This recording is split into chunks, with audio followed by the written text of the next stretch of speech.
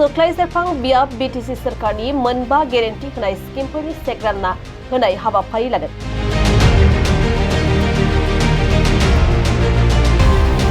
गुबुन गुबुन बियाबफोराव मोनबा गेरेन्टि होनाय स्किमफोरनि चेक राननाय हाबाफारि लानाय बायदिनो दिनैबो तामुलपुर जिल्लानि नावकाटा कमिउनिटि हलाव बीटीसी सरकारनि मोनबा गेरेन्टि होनाय स्किमफोरनि चेक रानना होनाय हाबाफारि लागोन। 29 सोख्लाय सेरफां ब्लकनि आवथायाव 100 लाइमोनफोरनो 2 लाख राङै अनसुंथाइ, मोन 82 सेल्फ हेल्प ग्रुपनो 15,000 अनसुंथाइ, बेंगुरा आरो नोरजिया सुबुंफोरनो 10,000 अनसुंथाइ आरो 113 बैसोगोरा सुबुंफोरनो हानि पाट्टा होनाय हाबाफारिखौ दिनै बेखेवनानै होनाय जायो।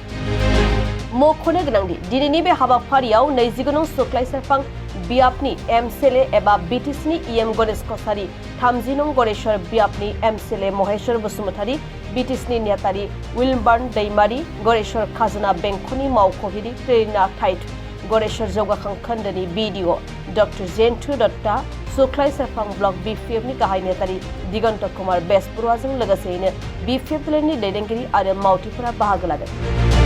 100% আমাৰ মাননীয় হাগ্ৰামা মহিলাই ডাঙৰীয়া যোৱা বিটিচি নিৰ্বাচনৰ আগত ঘোষণা কৰা যি আঁচনি, এই আঁচনি ৰূপায়ণ কৰা হৈছে।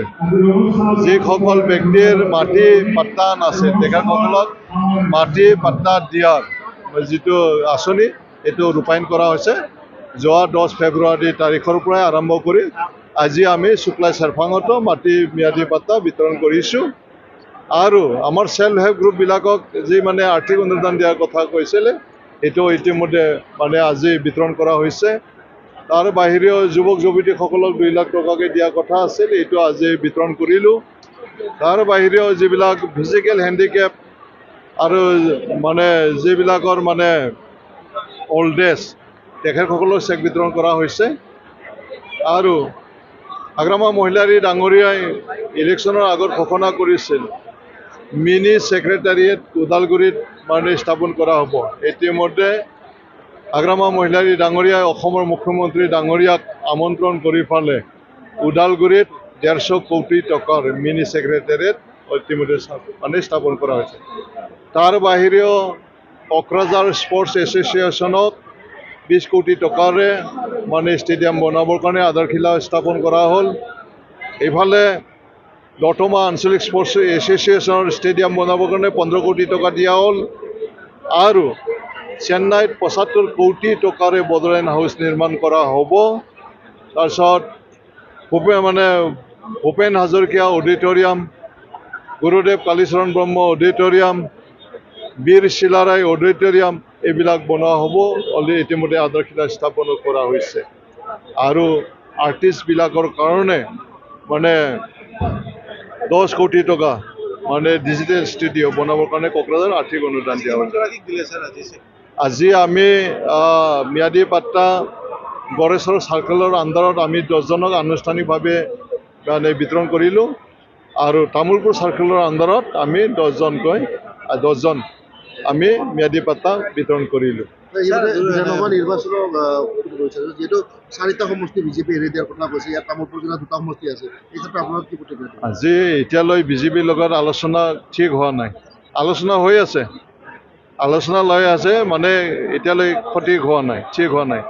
বিজেপি 4টা বিচাৰি আছে, কিন্তু বিপিএফ দলৰ পৰা 3টা দিয়াৰ কাৰণে মত প্ৰকাশ কৰিছে হাগ্ৰামা মহিলা ডাঙৰীয়া।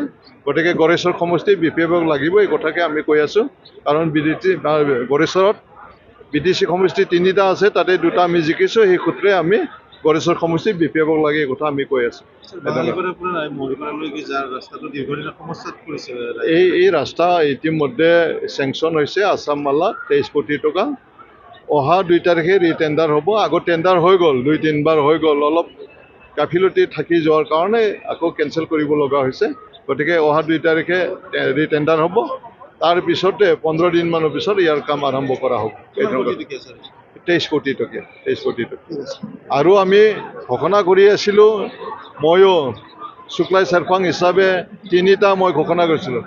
নিৰ্বাচনত জিকি গ'লে গান্ধী চকৰ পৰা বাঙালীপাৰালৈ ৰাস্তা 6 মাহৰ ভিতৰত বনোৱা হ'ব। ইতিমধ্যে আছাম মালাৰ পৰা আমি চেংচন কৰিবলৈ সক্ষম হ'লোঁ। তাৰ বাহিৰেও মই শুক্লাই পাৰ্কত মানে শুক্লাই চেৰফাং অঞ্চলৰ ৰাইজৰ কাৰণে 52টা গাঁৱৰ ৰাইজৰ কাৰণে ফ্ৰীকৈ জেওলাপুৰী পাৰ্কত এণ্ট্ৰি দিয়া হ'ব বুলি কৈছিল। ইতিমধ্যে সেইটো কৰা হ'ল। দ্বিতীয় ঘোষণা আছিল। তৃতীয় ঘোষণা আছিল আমি জেওলাপুৰী পাৰ্কত মানে আমাৰ অসমৰ হাৰ্টথ্ৰব হিয়াৰ আমুঠু জুবিন গাৰ্গৰ মানে মূৰ্তি আমি স্থাপন কৰাৰ কথা আছিল। ইতিমধ্যে যোৱা 21 তাৰিখে জুবিন গাৰ্গৰ মানে মূৰ্তি আমি স্থাপন কৰিলোঁ যোৱা 21 তাৰিখে।